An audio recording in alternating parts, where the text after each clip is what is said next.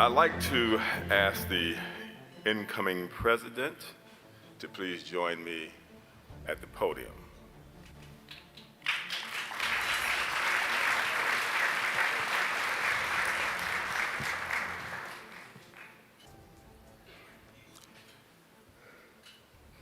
Mr.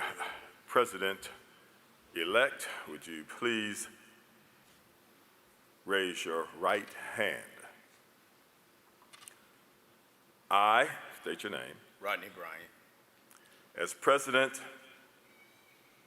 of the National Organization of Black Law Enforcement Executives, as the President of the National Organization of Black Law Enforcement Executives, do solemnly swear do solemnly swear that while supporting and defending the Constitution of the United States of America, while defending the Constitution of the United States of America, support and promote the purpose and objectives of Noble, support and promote the objectives of Noble. my fundamental duty My fundamental duty is to respect is to respect the constitutional rights the constitutional rights of all the people, to liberty, equality, equality, and justice. and justice. I recognize the badge of the office I recognize the badge of the office as a symbol of public faith, as a symbol of public faith, and I accept it as a public trust. and I accept it as a public trust. I take this obligation freely, I take this obligation freely, without reservation without reservation or purpose of evasion, or purpose of evasion, and I will, and I will well and faithfully, faithfully discharge discharge the duties upon which the duties upon which I am to enter. I am to enter. Ladies and gentlemen, I present to you President Rodney Bryant.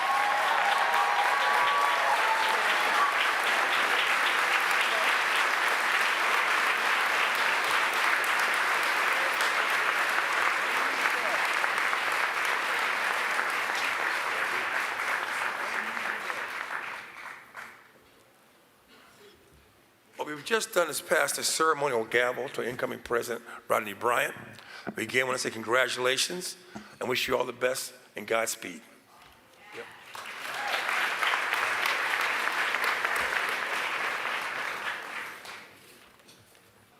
At this time, I invite the two incoming vice presidents to join me at the podium.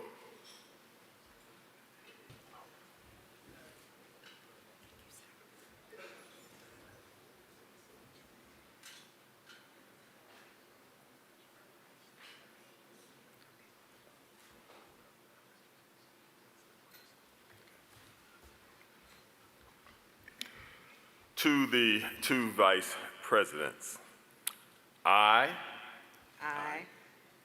state your names Jeffrey Glover, Renee Hall, and repeat this oath after me. As Vice President of the National Organization of Black Law Enforcement Executives and Vice President of the National Organization of Black Law Enforcement Executives, I do solemnly swear I do solemnly swear that while supporting that while supporting and defending and defending the Constitution of the United States of America, the Constitution of the United States of America, I support I support and promote and promote the purpose and objectives of Noble. the purpose and objectives of Noble. My fundamental duty My fundamental duty is to respect the Constitution is to respect the Constitution and the rights of all people, and the rights of all people, to liberty, to liberty, equality, equality, and justice. and justice. I recognize the badge of the office I recognize the badge of the office as a symbol of public faith, as a symbol of public faith, and I accept it and I accept it as a public trust. as a public trust. I take this obligation freely, I take this obligation freely, without reservation without reservation or purpose of evasion, or purpose of evasion, and I will, and I will, well and faithfully, well and faithfully, discharge the duties discharge the duties upon which I am about to enter. upon which I am about to enter. Ladies and gentlemen, I present to you your two vice presidents.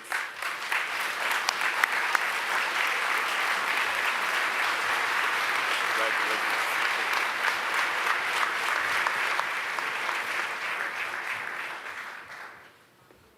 At this time, we ask that the executive board please go to the stage.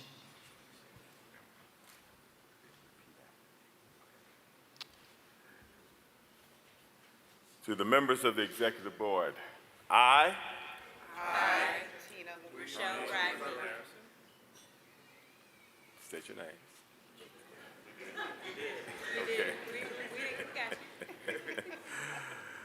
As a member of the executive board of the National Organization As a member of the Executive Board of the National Organization of Black Law Enforcement Executives, of Black Law Enforcement Executives, also known as NOBLE, also known as NOBLE, do solemnly swear do solemnly swear that while supporting that while supporting and defending and defending the Constitution the Constitution of the United States of America, of the United States of America, I support and promote I support and promote the purpose and objectives of NOBLE. the purpose and the objectives of NOBLE. My fundamental duty My fundamental duty is to respect is to respect the constitutional rights of all people, the constitutional rights of all people, to liberty, to liberty, equality, equality, and justice. and justice. I recognize the badge of the office I recognize the badge of the office as a symbol of public trust, as a symbol of public trust, and I accept it as a public trust. and I accept it as a public trust. I take this oath I take this oath freely, freely, without reservation without reservation or purpose of evasion, or purpose of evasion, and I will, and I will, well and faithfully, well and faithfully, discharge the duties discharge the duties upon which I am about to enter. upon which I am about to enter. Ladies and gentlemen, please welcome and acknowledge your executive board.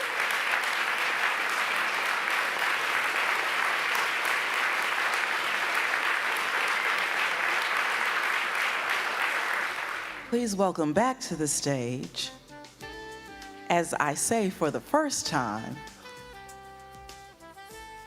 President Rodney Bryant, President of Noble National. Yes. Oh, go ahead. Yep.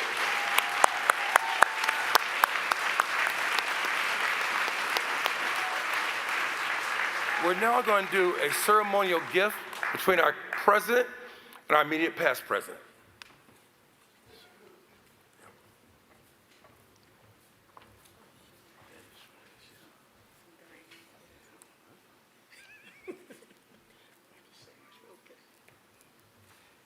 Just want to take this opportunity to thank our phenomenal leader for her service over the past year. Again, can you give her a round of applause for her service?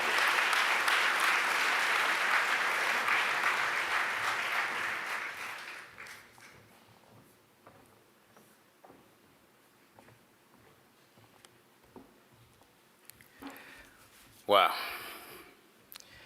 First of all, let me give an honor to God, who's the head of my life.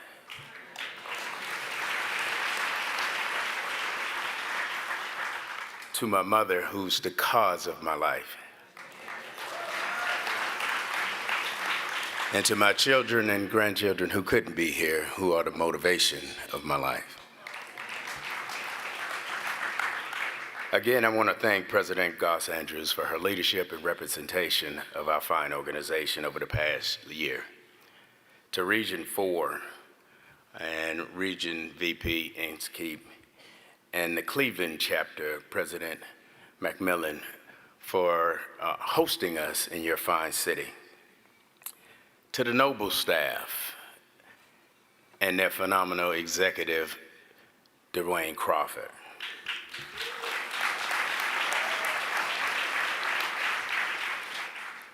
To the executive board both past and current, and to all of you.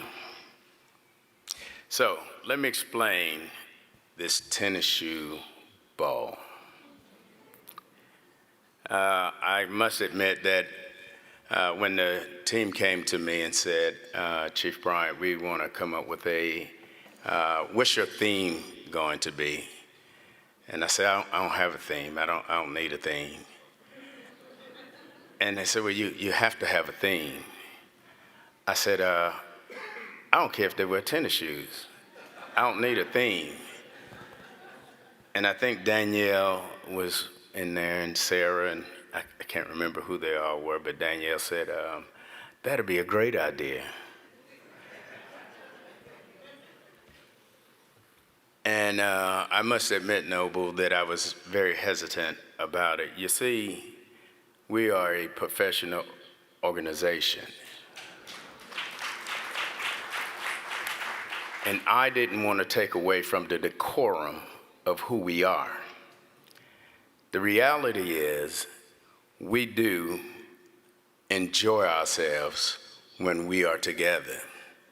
It's like a homecoming. But don't get it twisted.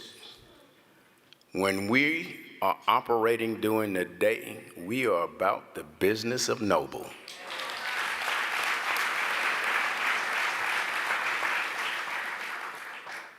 So now, like my good friend Pat Labat would say, I'm gonna be brief no matter how long it takes.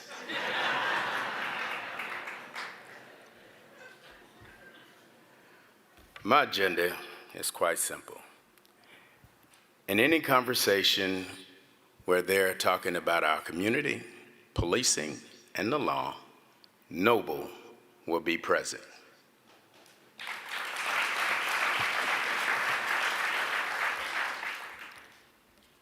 I wanted you all to understand my second pillar would be strengthening partnership, and it's so unique that the theme of this conference is Stronger Together. Strengthening partnership is important. I believe that Noble has to do what we were intended to do, and that's to continue to strengthen and build relationships with like-minded organizations. And so what that means is we will have more and stronger conversations with the IACPs, the Major City Chiefs, the NAACPs, the Divine Nine, the 100 Black Men. Absolutely, we work with them, but we have to be more vocal as it relates to those organizations. Gun safety. The Gun Safety Initiative, I think, is highly important as it addresses gun violence. And as our past president implemented the storage of gun, I think that we are obligated to do just a bit more as it relates to it. You see, I'm not one to push against the Second Amendment because it's our duty to protect the Constitution. However, I think that we have to address the reality that as of to right now, we've had over 350 mass shootings in our country. 71% of us, and when I say us, I mean African Americans, 71 of us either know someone or have been a victim of gun violence. 68% of gun homicides are committed against African Americans. And we are 3 times as likely to be killed by police. So now, let me put this in perspective and why I think this is important. Because as we educate the community on how they should manage gun violence, it is that last point that we are 3 times as likely to be killed by police. That means we have to train police to do better as well. We have to take a look at different technologies and train ourselves to do better. The responsibility is just not on the community. The responsibility is on us. The exploitation of women and children of color. Over 30% of the missing people are African American. And that's a painful reality to a young man growing up in the city of Atlanta doing the missing and murdered children. You see, we are clearly underrepresented when the media is talking about when our children and our family members go missing. And I think that it's Noble's responsibility to make sure that their voices aren't lost. The reality is I just happened to watch the news. I happened to catch the news most recently, and the headline read that advocates were concerned over the actions of the young lady in Alabama, and that it would reduce the level of police responses to African American due to her hoax. Interesting enough, when Cherie Papini went missing for 3 weeks to visit her boyfriend, came back and blamed her abduction on 2 Hispanic women, there was never a concern about losing the police support as it relates to her. The future of our organization and the impact on crime will be another pillar of mine. You see, it is anticipated that law enforcement will grow 3% in the next 10 years. That's down from many professions. And currently, African Americans make up 13% of law enforcement, but less than 6% in leadership. So the question is, well, why is that important? Well, to put it in perspective for you, diversity does matter, but it's the value of the diversity that counts even more. So how do we take a look at that? Most recently, we are all familiar with the incident that happened in Memphis. But it was a courageous, noble sister chief of police that said, we will no longer hide behind the bureaucracy and the policies just to protect our organization. When I saw what was wrong, we had to act. And quietly as it was kept, many throughout the community thought that it was the right thing to do. But as a sitting chief at that time, I knew it was the right thing to do. But what else I think happened, as you see that the moment, the time that we're in is very challenging, we didn't have any riots due to her actions. So Chief Davis, thank you, sister. Thank you.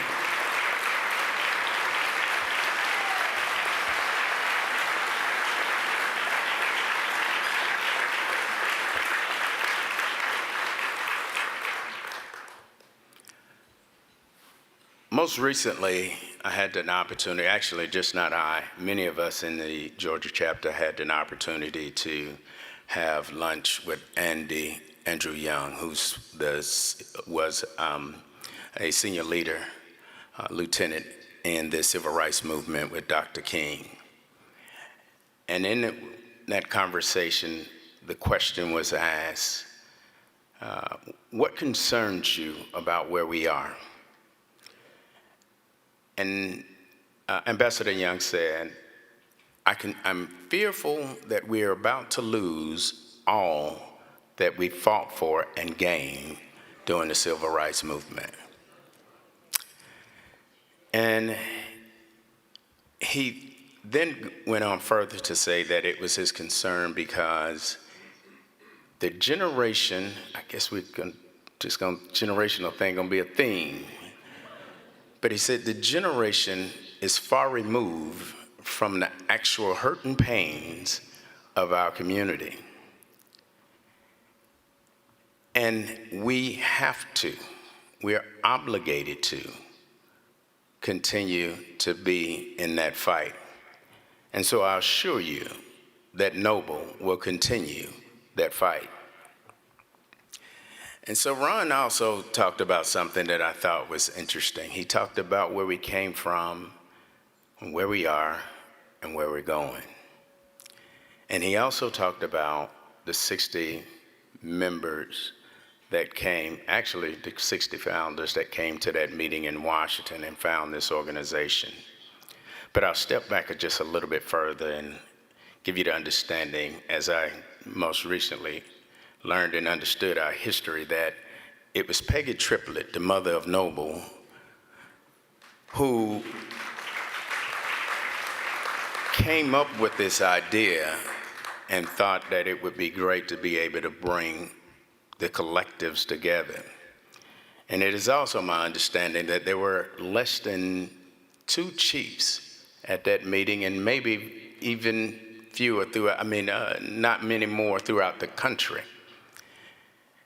And the reality was, in all actuality, this organization came into existence by 3 votes. 3 votes. Because there were those that didn't agree with coming there to make that and make that organization.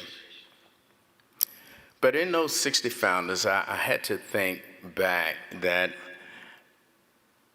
2 chiefs attended that meeting at the time, and they didn't think that was that many executives. And when you look at this room alone, and then understand where we are today, over 4,000 strong.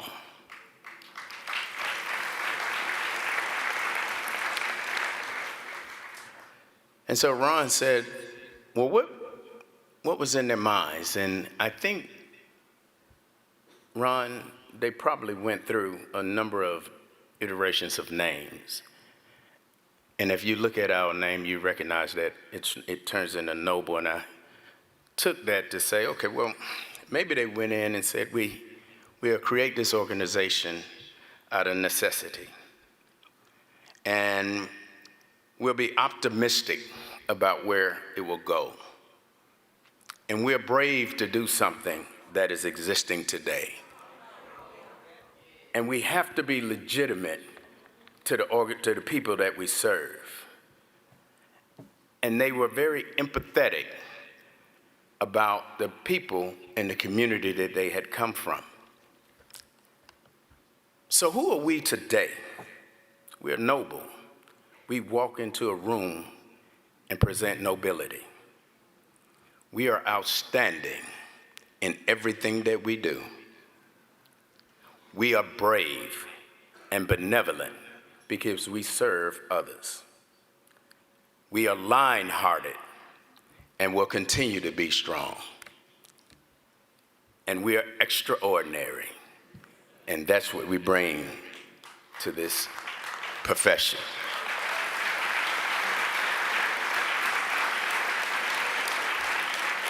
So where do we go? To the generations to come, you have to be notable. You have to be outgoing. You have to be better. You have to be long-standing. And you have to be embracing. Folks, I talk to people quite often about our organization, and they hear this title. And this is a point of privilege. I'm going to give this to some of you all for free. You don't have to pay for this. When they put the name Black into our organization, I can only imagine that there was probably some pushback, because everybody Black ain't bold.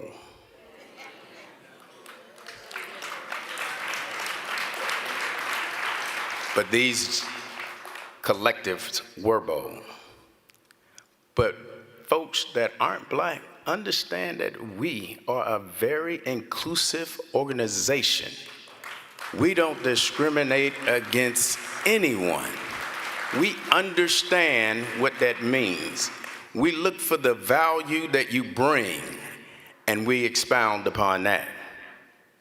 And as I come to a close, I think I want to take a point of privilege to address something else.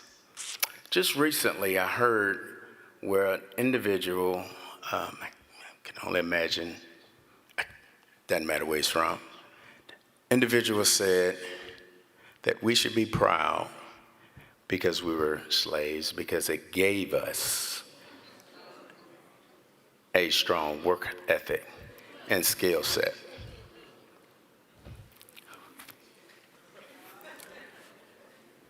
We are noble, a collective group of black police executives that span across the globe. We are noble, not because of slavery, but in spite of slavery.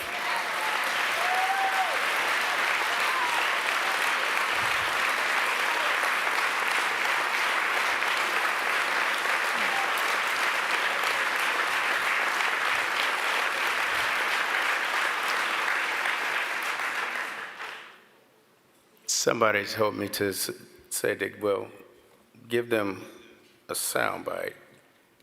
And I don't know what that means, but here you go.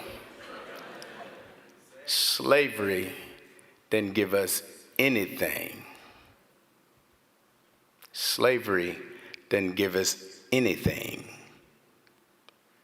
We already had it in us.